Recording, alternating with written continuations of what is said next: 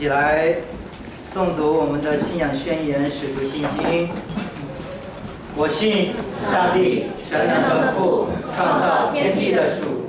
我信我主耶稣基督，上帝的独生子，因圣灵感孕，由童贞女玛利亚所生，在本丢比拉多手下受难，被钉于十字架，受死，埋葬，降在阴间。第3天从死里复活，升天，坐在全能父上帝的右边，将来必从那里降临，审判活人死人。我信圣灵，我信圣而公之教会，我信圣徒相通，我信罪得赦免，我信身体复活，我信永生。阿门。跟你旁边人说，让我们一起来聆听神的话吧。让我们一起来聆听神的话。感谢主。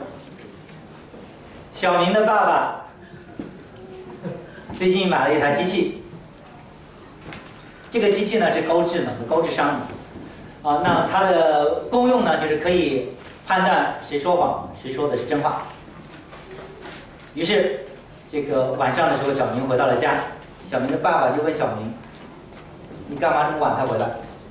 小明说：“我在学校里补习。”不成想，这个机器人就窜出来，就给小明一巴掌。他爸爸说：“看到吗？说谎，这是机器人可以判断你是不是说谎。说到底去哪里了？啊，爸爸，我去跟朋友一起去看电影了。看的什么电影？看的《十戒》。那个机器人，啪，又给他一巴掌。他爸爸问他说：看的什么电影？我看的《色戒》。然后这个小明的爸爸就非常的恼火，这么小的年纪。就要看这种电影，一点都不学你爸。我当年多么好学上进，这个机器人就啪就给他爸爸一个巴掌。然后呢，他妈妈在厨房里忍不住了，探出头来说：“你俩真是父子俩呀！”然后这个机器人就跑去给他妈妈一巴掌。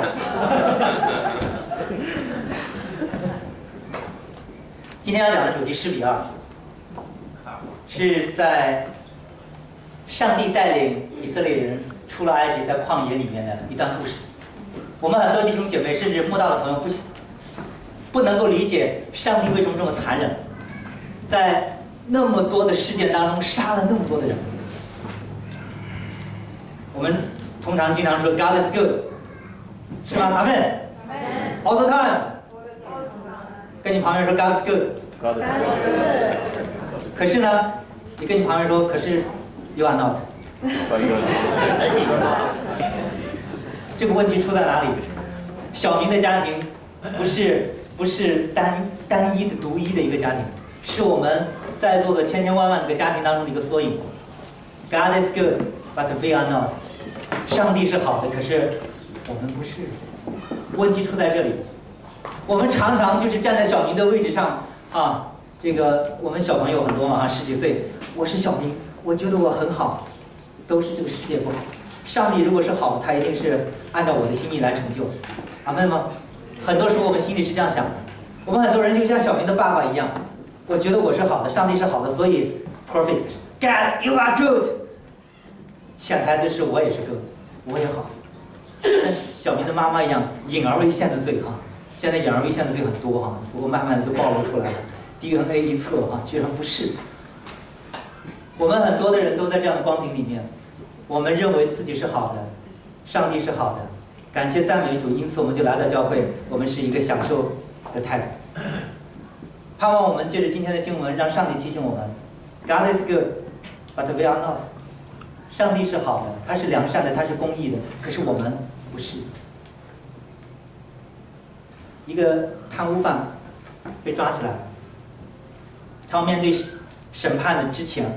他突然听到了朋友说：“哎，这个审判官可以送点礼就可以搞定了。”对他来说是一个什么 good news 啊？是个好消息。为什么？因为这个审判官可以搞定，用钱可以搞定，找关系可以搞定。可是如果这个贪官打听了所有的人，问说这个审判官是怎么样的，如果回答是 He is good, God is good。他是公义，他不可能被贿赂，对他来说是个好的消息还是坏消息？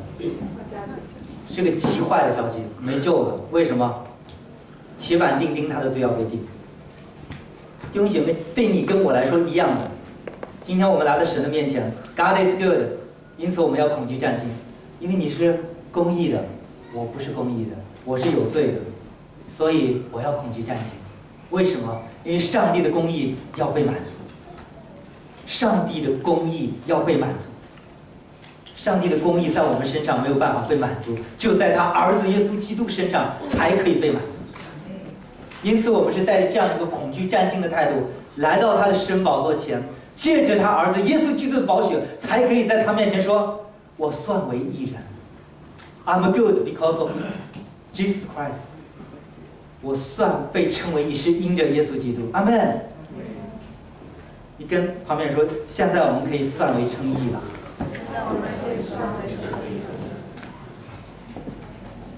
我们一起来看今天的经文。10比2啊，是我们的主题。我们今天要讲到的是民数记13章、14章这2章的内容。因为经文比较多，大家有需要看圣经的挥挥手好不好？我们服侍的同工发给你圣经啊，拉开红丝带就有。我们今天要读的经文，民数记13章、14章。我们翻到了，一起来读。耶和华晓谕摩西说：“你打发人去窥探我所赐给以色列人的迦南地，他们每支派中要打发1个人，都要做首领的。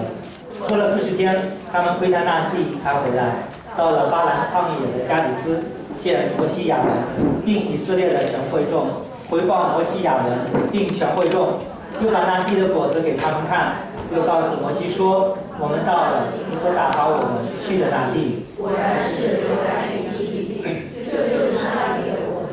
然而那地的人强壮，并且我们在那里看见了亚纳族的人、亚玛利人住在南地，赫人、耶布斯人、亚摩利人住在山地，迦南人住在海边，并约旦河旁。迦勒在摩西面前安抚百姓说：“我们立刻上去得那地吧，我们足能得胜。”但那些和他同去的人说：“我们不能上去攻击那地，因为他们比我们强壮。”探子中有人论到所窥探之地，向以色列人报恶信说：“我们所窥探经过之地是吞吃居民之地，我们在那里所看见的人民都身量高大。我们在那里看见亚纳族人，就是伟人，他们是伟人的后裔。据我们看，自己就如丈人一样；据他们看，我们也是如此。”当下全会众大声宣嚷，那夜百姓都哭嚎。以色列众人向摩西、亚伦发怨言，全会众对他们说：“巴不得我们早死在埃及地，或是死在这旷野。耶和华为什么把我们领到那地，使我们倒在刀下呢？我们的妻子和孩子必被掳掠，我们回埃及去，岂不好吗？”众人彼此说：“我们不如立一个首领回埃及去吧。”我们低头来祷告。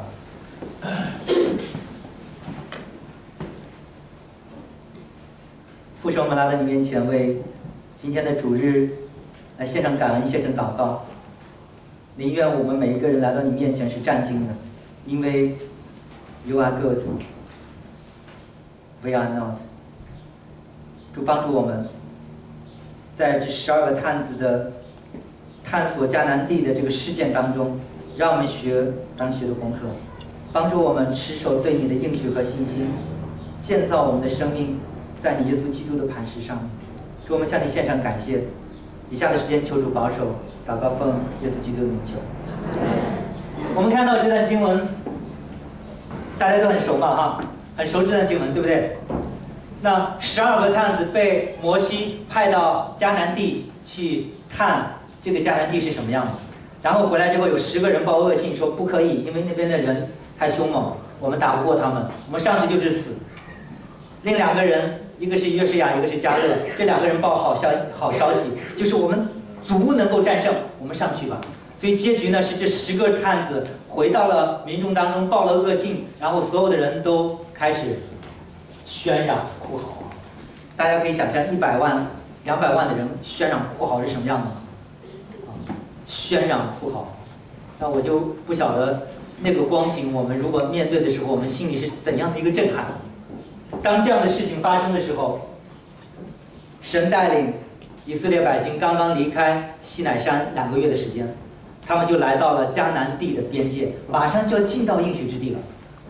就在加底斯这个地方发生了这样的一个事情，结果到最后就是他们开始发怨言，然后认为他们一定会死在刀下。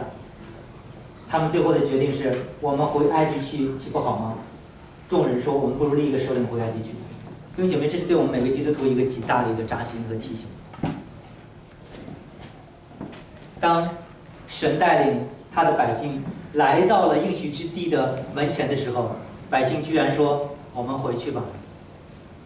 当我们每个认罪悔改受洗的基督徒来到了神的教会、神的恩典当中的时候，说：我们不如回到原来的世界里面去吧，还继续想要在罪当中打转。以色列百姓想要回到埃及，就是想要恢复奴隶的身份，他们宁愿做奴隶，也不愿意勇敢地进入到神的应许之地。弟兄姐妹，这是今天我们要领受的。上帝当年对以色列的带领，旧约都是新约的影子，对我们今天同样有很大的提醒。透过这段经文，我们一起来分享上帝要对我们讲什么话。对神的应许要有期待。弟兄姐妹们，很不巧的一点就是，当这以色列民来到了这个迦南美地的这个边境的时候，他们带着一个极大的一个怀疑，他们不相信上帝会带领他们进去。为什么？因为他们主动的要求上帝要派探子进去看。我们看这个民数记里面没有讲得很详细，可是在申命记1章22节当中，是百姓要求派探子先进到迦南美地去看，说那个地方到底是怎么样的，是不是像我们听到的上帝应许的那个样。于是上帝宽容以色列百姓，才吩咐摩西说，12支派每支派选一个首领进到那个地。可是弟兄姐妹们，当带着这样的一个心的时候，是对神的应许没有任何的期待，没有盼望，是怀疑。为什么？神的应许是神的主权，神的主权说我给你这块土地，进去就是蒙福的。可是百姓说，能不能我们先派几个探子进去看看，是不是像你说的那样？上帝果真宽容他们，派了12个探子进去看。所以在这个前提底下，我们就很清楚一件事情：以色列百姓对神的主权有极大的一个挑战，他们并不相信神的应许，然后也不尊重上帝的主权。阿们。弟兄姐妹，对我们今天有怎样的提醒和警示？上帝的主权是他要给我们祝福，可是我们要相信。阿们。可是我们通常不相信，我们在整个的这个世界的堕落的文化里面，我们被玷污。我举一个例子，上帝在婚姻当中给我们的应许和主权是他要给我们的，说一男一女，一夫一妻，一生一世，这是一个盟约的关系，这是上帝的应许，是在他的主权里面。如果你进入到婚姻当中，就要在上帝这个应许里面，一男一女，一夫一妻，一生一世。可是我们学校常常挑战，我们可以挑战到什么地步？失婚嘛。现在很多人都在失婚，是吧？甚至我们很多的慕道的朋友或者基督刚刚信主的人也觉得可以失婚啊，为什么不可以失婚？我们在挑战神的主权。神的主权是我要给你应许，是在我的主权里面。你要我的祝福，就要在我的真理当中。可是没有在我的真理当中，你就没有办法进入到应许的迦南美地。阿们。我们常常在挑战上帝的主权，失婚吧，不行再说啊，再换一个不行，2个、3个、4个、5个，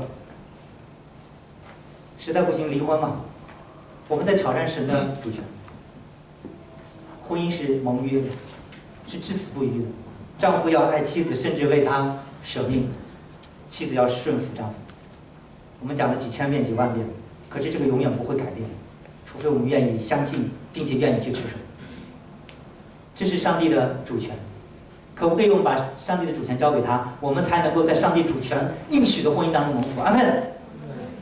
试试我们在这样的应许里面，怎么可能离婚？你说怎么可能不离婚？怎么可能离婚？在真理当中不可能离婚的，为什么？你看看上帝的教导，甚至连何西阿他的太太是妓女，上帝说去娶她，他就去娶她，娶了之后生了孩子不一定是他，娶了她之后他到处还是找情人，到处去卖淫。上帝说把她找回来，把她赎回来，还是你的妻子。弟兄姐妹们，这是上帝对婚姻的诠释。如果这样的婚姻都可以维系，你觉得什么婚姻不能维系？这是上帝的主权，跟你旁边说这是上帝的主权，要还给他，我不可以随便做决定，除非单身好的无比。阿门。你单身，上帝的主权就在你身上啊，没有在婚姻里面，是吗？可是你如果进入到婚姻里面，你想要从神而来的祝福，你一定要尊重他的主权，要把主权归给他。你有离婚的权利吗？你没有，把主权交给上帝。阿门。弟兄姐妹们，当年的以色列人也是这样，已经到了迦南地的边境了，上帝的应许已经在前面了，马上就可以看到了。可是他们不愿意尊重上帝的主权，他们说不，我想想，我思考一下啊，我们进去之后肯定要打仗啊，先看看那些人好不好打。我们用理性思维，用这个《孙子兵法》啊，不知道《孙子兵法》那时候有没有被传过去？用所有的一切的谋略来想说可不可以打胜，根本就没有相信上帝的应许和上帝的主权。弟兄姐妹们，对神的应许要有期待，就是我期待神的应许，因此我尊重他的主权。阿门。如果我只尊重他的应许，可是我根本就没有把主权交给他，这就是我们很多时候我们生命的光景。我们信了主很多年，可是生命当中没有见证，没有突破。我在很多的事情当中还是没有办法让别人信服，说我是一个属神的人。阿门。我们真的有很大的一个成长的空间，需要神来改造我们。为什么？因为我们对神的主权不尊重。很可惜的一件事情，这12个探子已经进了迦南地。弟兄姐妹们，这12个探子很大的一个祝福就是，那100-200万的以色列人都没有这个福分了。这12个探子先进到迦南地，而且40天站在迦南地的每一个山岗上面，因为他们要画作战地图，啊，高山、低谷、河流，住着什么样的人，有多少人，有多少城邑，他们要全部都画下地图来，以便带回去之后来作战、来打仗。他们经历了整个的上帝给他们的应许之地迦南美地。我猜想他吃遍了那边所有的好吃的。为什么？因为上帝说那是流奶与蜜之地，蜜肯定得尝尝啊。这蜜是不是马纽可蜂蜜啊？那个果子是不是很丰硕的啊？那个2个人抬着一串葡萄回来啊，你知道那个震撼吗？你们有见过这样葡萄吗？我没见过啊。2个人抬一串啊，我一个人能拿好几串啊。我普通见到的葡萄再大，我一个人能拿好几串。可是这个迦南美地居然是2个人抬着一串葡萄，我相信他们一定吃过，哇，美得不得了啊！如果是有烤全羊，他们也吃过啊，红烧牛肉他们也吃过。这是流奶与蜜之地，因为这12个探子回来，同样的信息就是，上帝给我们的真的是流奶与蜜之地。这10个报恶信的探子也没有否定。他们说真的是好吃啊，好喝呀，这个所有的东西都是非常好。所以弟兄姐妹们，这12个探子的祝福是他们看到了，他们也经历了上帝的祝福，可是他们不愿意持守那个信心。有10个报恶信回来说不行啊，虽然是好，可是那边的人太高大，我们打不过他们。虽然他们很夸张的说，我们看他们，我们如同蚱蜢；据说他们看我们，我们也如同蚱蜢。弟兄姐妹们，这样的一个消息已经把全会众的所有的那个信心全部都击溃了，100多万的人全部都哭嚎。我相信我们在场有100多人啊，如果你们全都哭，我也不知道该怎么办了啊！全都哭嚎，100多万的人。可是你知道那时候大家都在哭嚎的时候，摩西跟亚伦在做什么？他们跪在地上就开始祷告，他们知道坏了，要发生极大的事情。因为这种事情发生过很多遍，以色列人动不动就哭嚎，动不动就埋怨，上帝的烈怒要降下来，一定要死很多人。所以摩西跟亚伦战惊的立马就跪在地上就祷告，求神息怒，求神来怜悯这群百姓。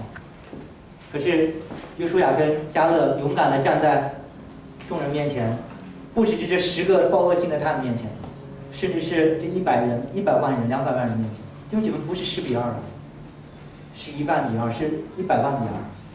他们说我们相信我们吧，我们一定可以战胜这些人，我们一定可以得地为业。这上帝已经应许给我们了。他们带着信心的这样宣告，可是所有的人都不愿意听。弟兄姐妹们，我们有一个责任是保护好神在我们身上的应许，我们有一个责任是保护好神给我们的救恩，保护好神给我们的救恩。这10个报恶性的探子已经进到迦南美地，已经进入到神的应许之地，可是他们没有保护好自己神给他的应许，随便的就被丢弃掉了，被偷窃、被杀害、被毁坏。他们回来之后，反而挑起了更大的征战，所有的以色列百姓都陷在罪里面。然后这10个探子立马被上帝击杀，上帝出手，他们死在瘟疫当中。所有的以色列百姓20岁以上的男丁全部都死在旷野，40天。在迦南美地的窥探被上帝惩罚成40年，在旷野40年，等所有的20岁以上的男丁全部都死绝了之后，才可以进入到应许之地。这是极大的一个审判。可是我们就在想，我们在座的每一个弟兄姐妹，我们信主之后，我们是不是常常的在神给我们的应许上面，我们被偷窃、被杀害、被毁坏？我为什么信主这么多年了，在很多点上还是没有办法活出见证来？我为什么这么多年了，我还是没有办法经历到神给我的祝福？回到第一点，我又在开始把主权交给上帝。主，你让我现在是单身，我就尽情的来过单身的生活；你让我结婚，我就尽情的来过婚姻的生活；你不给我孩子，我就夫妻俩好好的来敬畏你；你给我几个孩子，我就好好的教导我的孩子来认识你，来归向你；你给我工作，我就在工作职场当中好好的来工作，把老板当成是主耶稣来好好的来服侍他。你不给我工作，我就好好的来祷告，好好的来预备，好好的来学习，好好预备自己，求你加添给我工作，我相信你一定会养活我。阿们。我如果有全职服侍你的心智，我好好的来预备自己，我不浪费我自己的光阴，我可不可以好好的在真理当中见到自己，在生命当中来磨练自己？这是上帝已经给我们的一切的应许和祝福，已经给我们了，我们要好好的保护，否则仇敌一定会偷窃、杀害、毁坏。这个世界黑暗的世界一定会把我们带偏上帝的救恩。雅丽最近买了一盆花，99寸的那种很漂亮的那种小花，新西兰的，然后她就很开心，哇，这个她就放在那个院子里面。她对新西兰的蜗牛不太了解，她就以为蜗牛只吃草啊，不是只吃草，只吃这个菜苗啊。结果第2天起来发现，那个叶子全被吃光，然后呢，那个花骨朵那个杆儿那个地方被蜗牛一口咬掉，就死掉了。他就非常气愤，他说：“蜗牛怎么这么可恶啊？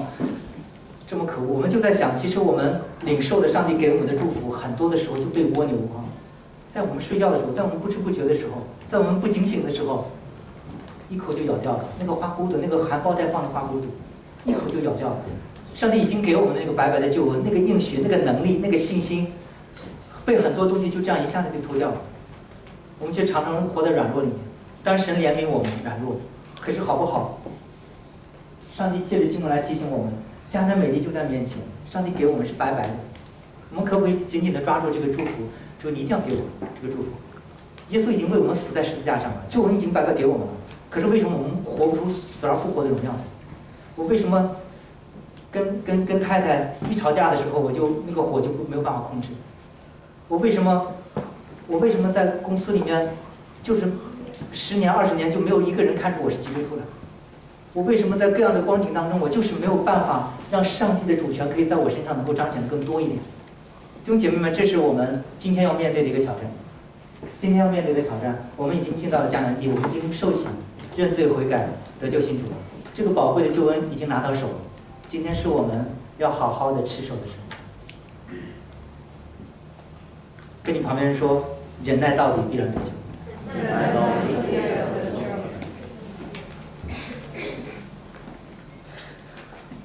我们要在里面有个神圣的不满足，对自己有个神圣的不满足。这10个探子，我相信他们很满足。为什么？因为他们满足于现在的现状。加勒跟约书亚对神的应许有极大的一个期待，他们认为上帝一定会带领他们有个极丰盛的一个不同的人生，是经历神迹的人生。不是靠眼见，是靠信心。在这样的一个过程当中，弟兄姐妹们，神圣的不满足对我们是一个极大的一个保护。我们不说我们这个卑贱自己，看不起自己，批评论断控告自己，我们乃是谦卑的来到神的面前，相信上帝在我生命当中还有很大的空间可以提升自己。阿们。相信上帝还可以塑造我成为更好的、更合用的器皿。阿们。我们不以我现在所知道的、所做的就满足了。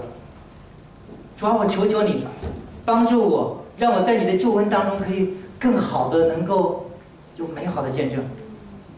主啊，求求你，让你加添给青兰传道身上的宣教的这个心智、这个祝福，也加添在我身上。主啊，求求你，让你加添在阿丹的这个跟父子的这个美好的关系的祝福上面，也加添给我，让我的家庭关系也可以像他们父子这样，又可以打篮球，又可以一起读经，又可以来敬拜上帝。感谢赞美主。主啊，你能不能把加在 Jessica 身上的这个为主教英文课各种恩赐摆上的这个心智加添给我，让我也有这样的时间、愿意的心，可以为你来摆上。主啊，求求你，这么多的弟兄姐妹的见证，这么好的榜样，可不可以？你让我的生命也可以有这么大的空间为你来塑造。我要这些的祝福，我尊重你的主权，因此我在这些的祝福当中，我要恪守你的真道，我来持守你的真道，让我的生命可以不一样，不再这样对你没有任何的期待。哎呀，我就这个样了，弟兄姐妹们，我就这个样了。这样想想，今年我就40岁了。再这样想想，可能就80岁了啊！下次讲到你们一听，张涛都80岁了啊！如果你们都还在世的啊，没被主接走了，或者我被主接走了，不晓得，好不好？我们对自己有一个极大的期待，我们不要去批评论断，说哎，小组长你怎么这样哈？牧师你怎么这样？区长你怎么这样哈？太太你怎么这样？孩子你怎么这样？我们期待神在我身上做工，好不好？我期待神可以扩张我生命的境界，不是别人生命的境界。阿门。跟你旁边人说，求神扩张你生命的境界。如此我很难想象，200人的教会可以差派2000个人出去做宣教士。你们见过这样的教会吗？啊，有这样的教会啊！200个人的教会可以差派2000个人的教会，走了10个又进来10个，走了10个又进来10个，成为一个差派的教会。你看很多的神迹的教会吗？很多的病人得到医治，很多的生命得到翻转，很多要离婚的人回到教会里面，就婚姻成为见证。可以发生在我身上吗？阿门！一定可以发生在我身上，一定可以发生在我们教会身上。可是，除非我们对神有个伟大的期待，主啊，你的这些的应许跟主权都要在我身上实现。我要愿意谦卑，愿意顺服，让你的主权在我身上掌权。阿门！神圣的不满足，对我们的自己，对我们的家庭，对我们的小组。如果我对小组的期待就这个样子，我没有期待了，那小组一定是没有神的同在。可是好不好，我就要为小组祷告，这个小组一定要有神的同在，不管我是小组长还是组员，祷告，努力，在小事上忠心的来服侍主。我就相信我们的小组就是不一样。阿门。我的家庭就是不一样。阿门。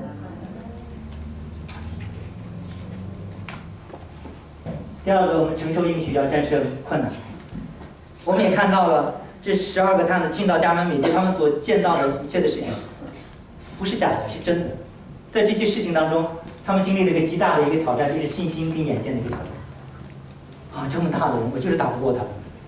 可能用任何的理性分析，我都没有办法打过他。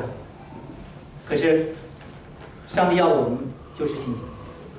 不管是这个大卫要击打歌利亚的信心，还是那么多的士师被神鼓励起来、挑战起来的时候，上帝不需要以色列人，只需要他们顺服，他们凭着信心来战胜。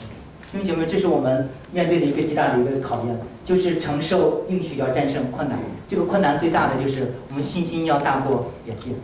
跟你旁边说，信心要大过眼见。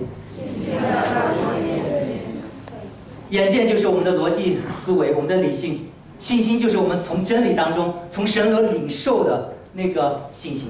那个信心让我们可以仰望上帝，在各样的环境当中都可以持守那个信心，直到上帝带领我们能够赢得那场战争的胜利。我们经常我很喜欢看这个足球比赛啊，体育比赛，有人喜欢吗？有几个人啊？没关系，大家应该都很清楚足球比赛最精彩的是什么？最精彩的就是反败为胜。来这里听了一场啊，最精彩的就是反败为胜啊！我这个3年前我跟阿丹打羽毛球比赛的时候，哇，这真的是很难打啊，很难打，就是一直输哈。然后他又是在用脑子打球的那种人啊，就非常难对付啊。对，我一直想说，如果我反败为胜，我就该大吼一声啊，我赢了。可是我就还是被他打败了。所以我就你知道那种刺激吗？就是反败为胜那个是最刺激的，是吗？阿丹比我高2个 level， 我打不过他那是正常的。可是如果我能打过他，他又是认真在打，哇，那就有的玩了啊，就够刺激了。体育比赛也是这样啊，足球比赛常常是这样的反败为胜嘛。中国国足经常上演这样的角色啊，可他是失败的那方唱法。孔繁正10-20年，每次国际大赛遇到韩国队，哇，2比0，哇，最后还有10分钟，哦，最后还有5分钟，最后还有3分钟，我们就赢了。结果黑色3分钟被人连扳3球，2比3败北韩，常常上演这样的被对手绝杀。所以我们当中国足球队的球迷真的是不得了啊！我觉得那个信心是极大的啊，一次次的被伤害，一次次的失败，一次次的还继续看他的比赛结果啊！现在已经不看他的球赛了，只是看个结果啊，看他一个短暂的几分钟的视频。可是那个就是体育比赛的魅力，就是反败为胜。当这个反败为胜的时候，我们所有的球迷都在骂中国足球队，为什么？因为看不到他们有任何的信心，看到他们就是分明已经2比0赢球了，可是他们都好像就在想，等一下要怎么庆祝哦，开个香槟还是怎么样？等一下我的动作是怎么样，让所有的画面都可以看到我，还是我要脱衣服到处满场跑？所有的球迷都在吐槽，就是哪怕你们有点血性，你们拼到最后输了，我们也不会这么狠的骂你们，是我们看不到你们有任何赢球的信心。林书豪为什么疯狂？他不只是他最后那个所有的比分记录都是场均20加30加，跟科比对打也把他这个连过哈。最重要的是他在那个球场上那个自信是可以胜过所有的人的舆论的，他的那个自信是到最后还剩下1秒钟的时候，他还在那里不传球拍球，还站在3分线以外，等到最后一刹那压哨绝杀啊！那个裁判要吹哨的那一刹那，他把球投出去，3分命中，原来输2分，3分命中，反盘多1分，而且对手没有任何的时间可以来翻盘的。哇，那个刺激嘛哈！你们看过吗？林书豪林疯狂最疯狂的时候，哇，我看了我这真是热血澎湃，哇，就是所有人都替他紧张，他就在那边运球，所有人都在那边防守，队友都在等，然后只有1秒钟的时间到最后了，还在运球，然后看那个这个裁判要吹哨子了，哇，压哨绝杀，这叫压哨绝杀。我看了很刺激嘛哈，为什么刺激？是因为信心战胜了眼界，信心战胜了眼界。因为姐妹们，我们基督徒也是这样啊，基督徒也是这样。为什么刺激？眼见就不行了，眼看着就不行了，眼看着就不行了。可是上帝让他反败为胜。加勒跟约书亚眼看着就不行了，为什么？这100-200万人已经商量好了。来拿石头打死他们！来，这两个人让我们送死的加勒跟约书亚打死他们。还有摩西跟亚伦可能怕了，趴在地上已经不动了，啊，他们俩在祷告，然后打死他们怎么办？然后我们立一个首领啊，看看你们谁比较强壮，立一个首领我们就回去吧，回埃及我们继续当奴隶，至少死不了。就在那样的光景当中，上帝压哨绝杀，上帝显现了。上帝一显现，所有的百姓全都怕了。不只是约书亚跟迦勒坚定地站在神的面前，被保护，没有遭到被石头打死的命运。这10个探子全部都被瘟疫当场击杀，死掉了。然后20岁以上所有的男丁一律都要死在旷野，不可以再进迦南地。这是上帝的方法。弟兄姐妹们，我们基督徒特别重要的就是我们要凭信心不凭眼见，相信上帝的应许，相信他的主权，我们一定能够得到他给我们的应许的祝福。阿门。跟你旁边说，你也会反败为胜的。你也会反败为胜的。面对并战胜困难，面对并战胜困难最重要的核心就是信心。有信心我们就能战胜，没有信心我们就已经失败了。有信心就能够战胜，已经战胜了；没有信心我们就已经失败了。有一个朋友最近好朋友说他要离婚，然后我就听了他所有的离婚的理由啊。听完之后呢，我就对这个信心有更深一层次的了解。一个人对信心，对婚姻没有了信心，注定已经失败了。一个人对任何事情没有了信心，他已经失败了，不需要去做，已经失败了，不需要尝试。如果我们有信心，从神而来的应许和圣经的真理跟教导，还没有做那个事情，其实已经得胜了。阿门。就像进入迦南美地一模一样，是因为上帝会为我们征战。信心一定在这个地方是最可贵的、最宝贵的。我们看在婚姻里面特别真实。我对婚姻，我对这个人已经没有任何盼望了，不可能跟他过了。尽管周围没有任何的第三者，你的婚姻也是失败的，因为你没有办法在婚姻当中承受神的祝福。当我们带着信心的时候，我们承受神的应许和祝福的时候，我们在婚姻当中才能够活出美好的见证。神在婚姻当中的立约不是散了你再换一个，神说的是盟约，是血约，是生死之约，是死亡都死了之后那个约才能够解开。这是上帝给我们的应许。我们带着这样的一个态度面对任何一个事情的时候，很清楚我们对什么没有信心，我们已经失败了。我们基督徒特别宝贵的就是信心。路加福音9章26节，耶稣说：“手扶着理想后看的，不配进神的国。”这个经文就更扎心了，就让我们每一个人都很清楚，我们已经得了救恩，可是我们还要回到原来的罪恶的世界的时候，不配进神的国。我们已经领受了救恩，耶稣已经为我们的罪死在十字架上，我们也受洗归主他。可是我们如果还贪恋世界，不愿意持守神给我们的宝贵的应许和信心，我们不配进神的国。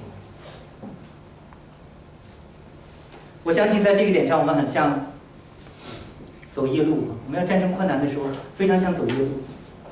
大家有没有在新西兰开车，在郊区的时候，晚上开车在郊区的时候这样的经历？有吗？哈，很多人有这样的经历哈。郊区真的是一片黑暗，到处都没有光。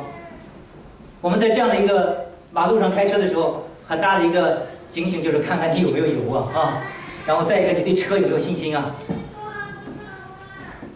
开了一段的时间，发现前面慢慢的有亮光的时候，我的心里面开始有踏实啊。不管这个车出了什么事情，至少那边有亮光，我可以去敲门啊，我可以去入宿啊，这个车抛锚了还是怎么样，我都可以有办法。弟兄姐妹们，我们信心在这样的试炼当中很像走夜路。耶稣说他是那个光，我们有耶稣的光在我们里面，我们就不惧怕黑暗，我们才有可能战胜困难，战胜黑暗。永杰牧师举了一个例子，我觉得很贴切。他说有一次他看了一份艺术作品，在橱窗里面，是一个很小的一个蜡烛，很微弱的一个小光，所有的背景 background 全部都是黑色，全部都是黑色，只有那一个小蜡烛一光。然后在那个图上面写了一句话，他说：“全世界的黑暗也不能阻止我发光。”弟兄姐妹，这是我们求神给我们的信心。全世界的黑暗，这个世界再堕落，同性恋再合法化，人再愿意同居，再愿意在各种罪的当中尔虞我诈，各种罪的当中活的时候，也不能够阻止我们为主耶稣发光。因为我们是被分别出来的一群人，阿门。因为我们是现在的约书亚跟迦勒，我们是勇敢的可以坚持神的真道，勇敢的来面对我们的人生。跟你旁边的人说，再大的黑暗也不可以阻止你发光。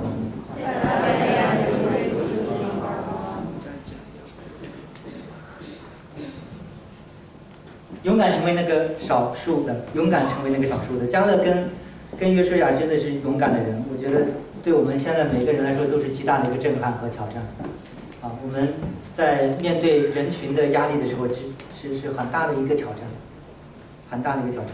我们来看加勒，上帝对加勒的赞扬是：唯独我的仆人加勒，因他另有一个心志，专一跟从我，我就把他领进他所去过的那地，他的后裔也必得地的那地里。专一跟随神是加勒被上帝表扬和赞许。弟兄姐妹们，专一跟随神也是我们要好好来持守。约翰一书4章4节，我们一起来读：小子们呐，你们是属神的，并且胜了他们，因为那在你们里面的比那在世界的更大。因此我们在信心的挑战当中，就是在我们里面的耶稣基督的救恩，耶稣给我们的信心要胜过那个世界。讲这话的时候的老约翰，他自己用生命做了这样的见证。耶稣出来传道的时候，最多的时候有5000人，5饼2鱼喂饱5000人，可能有1、2万的会众跟随他。后来慢慢的，耶稣把这些人赶走了，就变成了70个门徒。耶稣差派他们两个出去传福音。后来这70个门徒也不见了，剩下12个门徒。在最后的晚餐，犹大也走了。后来又剩下了3个门徒跟着他在克西马尼园里面祷告。最后，耶稣被钉十字架的时候，只剩下1个门徒，这个门徒就是约翰。约翰写这个经文是用他自己的生命做了见证，他勇敢地选择了那个少数，站在了十字架面前，来陪耶稣在世上的肉身上的最后一程。弟兄姐妹们，这是对我们每个基督徒都非常扎心的。我们愿不愿意成为那个少数的？而且持守真理可能会遇到很大的挑战，极大的迫害。可是我们愿意选择做那个少数的。使徒保罗在加拉太书1章10节，我们一起来读：我现在是要得人的心呢，还是要得神的心呢？我岂是讨人的喜欢吗？若仍旧讨人的喜欢，我就不是基督的仆人。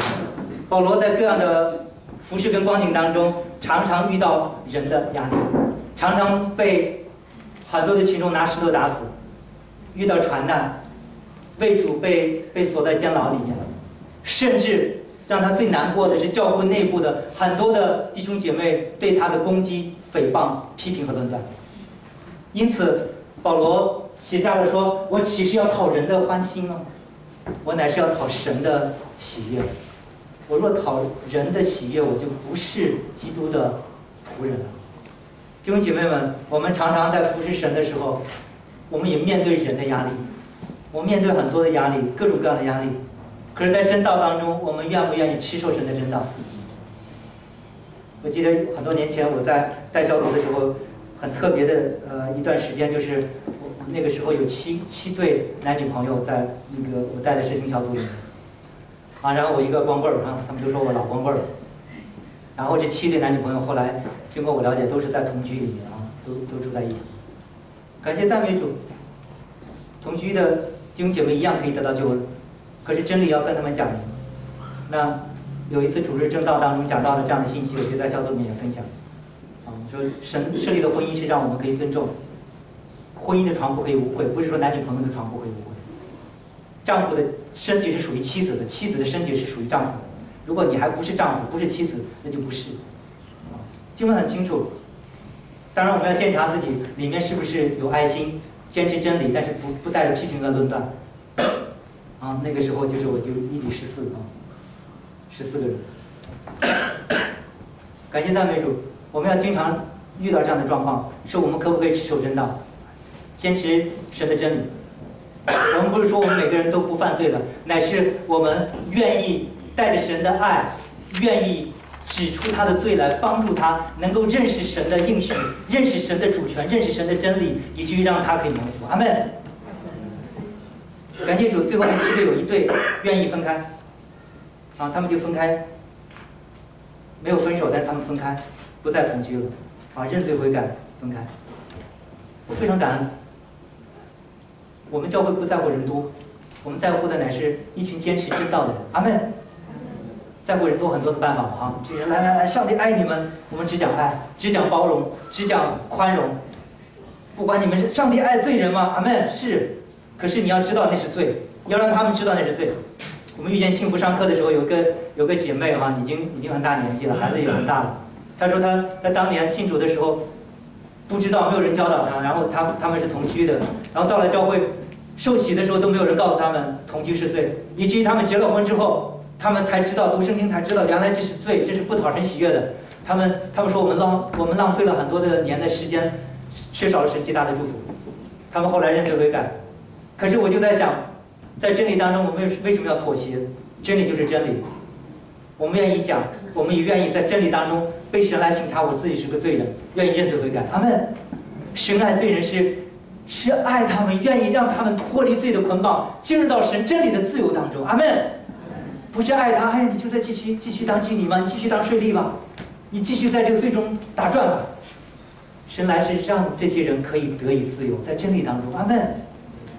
因此，我们学习保罗的教导，就是我们勇敢的带着爱心的来给弟兄姐妹讲真理，是让他们可以在真理当中能够找到生命，找到祝福。不是在教会里面几十年之后，结果是没有得救的。教会不是一群人越多越好的这样的一个聚会、一个 club、一个团契，是愿意认罪悔改、持守真道的人。阿门。神的应许一定会成就，神的应许一定会成就。阿门。可能不一定在我身上成就哦。如果我抵挡真理，神的应许没有办法在我身上成就。可是我已经看到很多的人身上已经有神的救恩，已经有神的极大的应许的成就，有极大的见证，很多的见证如云彩般的围绕着我们。我们是被这些吸引吗？还是被这个花花绿绿的世界所吸引？我们花时间在哪里，就在哪里得到造就。在世界上被造就吗？还是在主里面被造就？我们一起来读哥林多后书7章1节，亲爱的弟兄啊，我们既有这等应许，就当洁净自己，除去身体、灵魂一切的污秽，敬畏神，得以成圣。你相信神的应许一定会成就吗？阿门。勇敢的说阿门。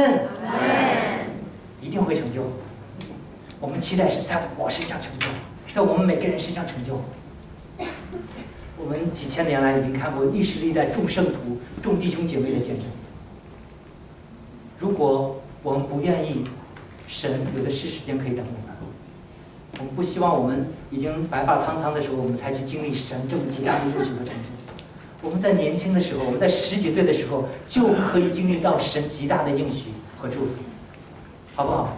上帝告诉我们，我们当洁净自己，除去自己身体、灵魂的污秽，敬畏神，得以成圣。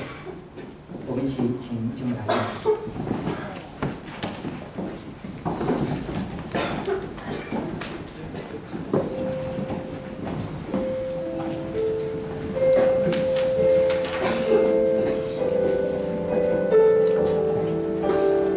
我们一起利用这首诗歌来回应神。我深知所信的是什么。